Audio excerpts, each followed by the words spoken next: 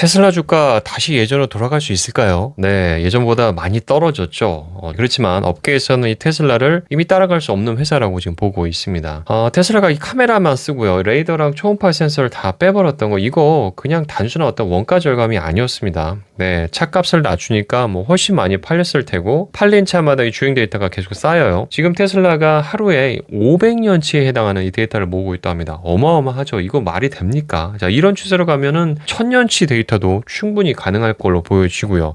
물론 이제 이런 전략이 약점이 없는 건 아닙니다.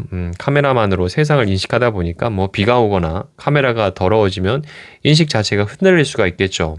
사람은 이제 기본적으로 눈이 안 보이면 촉각이나 청각으로 대처를 할 수가 있는데, 뭐 카메라는 하나만 믿는 그런 시스템 같은 경우는 대체 수단이 없죠. 그래서 이 테슬라 내부에서도 레이더를 다시 넣자 뭐 이런 목적이 나오고 있는데, 실제로 이 재도입 움직임이 감지가 되고는 있습니다. 완전 자율주행으로 가려면은 결국에는 카메라 하나로는 부족하다, 뭐 이런 걸 이제 테슬라 스스로도 인정하기 시작한 건데, 근데 여기서 진짜 중요한 게 하나 있습니다. 이 약점이 있어도요, 이 데이터 격차는 이미 못 따라잡는 그런 수준이 됐다라는 거죠.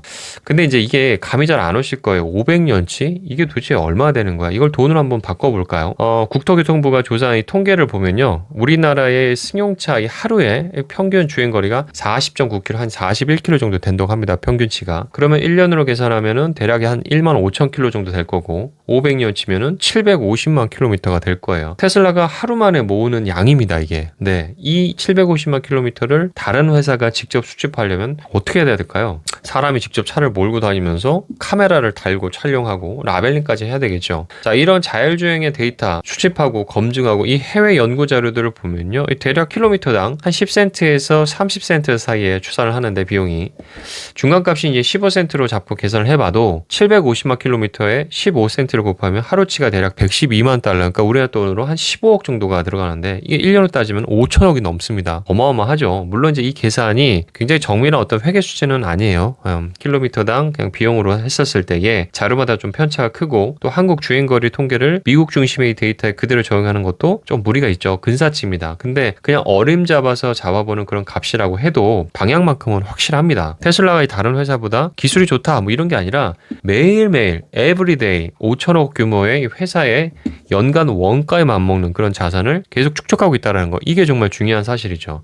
자, 여기다가 하나 더 있습니다. 이 테슬라가 그냥 많이만 모으는 게 아니라 AI가 판단하기 어려웠던 그런 장면만 따로 골라서 다시 학습을 시키는 그런 작업을 반복하고 있어요. 일반적인 주행 데이터는 이미 이제 차고 넘치니까 이제는 좀 애매하고 판단하기가 힘들었던 그런 상황만 집중적으로 모으자 이겁니다. 양만 많이 쌓이는 게 아니라 질적으로도 더 어려운 문제를 계속 풀어나가는 거죠. 이게 몇 년 쌓이면은 경쟁사가 이 시간을 돈으로 사려고 해도 살 수가 없는 그런 수준에 도달할 거라고 보여집니다. 자, 그러면 이 격차 아무도 못 좁히는 걸까요?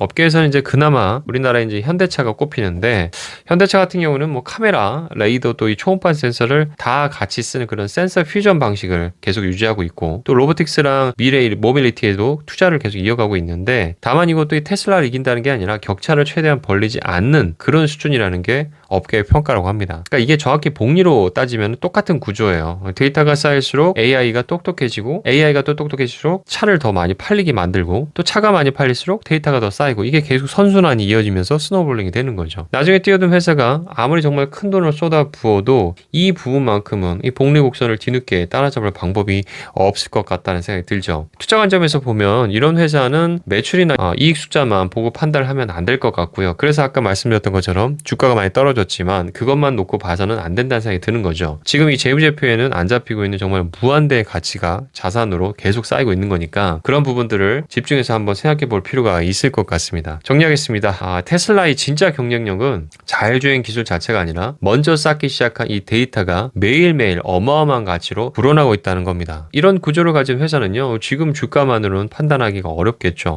근데 누구보다 여러분이 투자를 정말 잘하고 계시니까 그런 엄청난 잠재력을 가진 이 테슬라를 비롯해서 스페이스X까지 품고 있는 나스닥에다가 작은 소액이라도 투자하고 계시다면 진짜 투자 잘하고 계신 거라고 말씀을 드리고 싶어요. 내가 보고 있는 이 종목이 매출보다 이 사용자 또 데이터가 더 빨리 느는 그런 회사인지 머리 아프게 고민할 필요가 없지 않습니까?